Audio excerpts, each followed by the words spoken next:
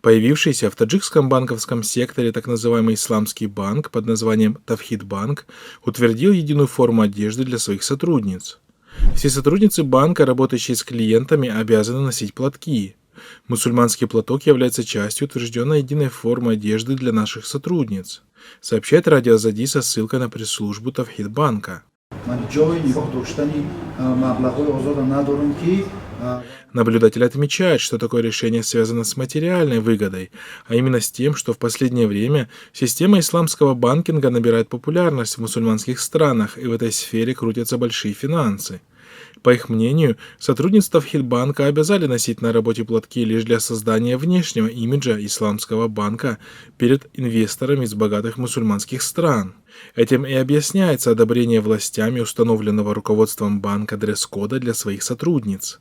Стоит отметить, что установленная руководством банка единая форма сотрудниц совсем не соответствует требованиям исламского одеяния.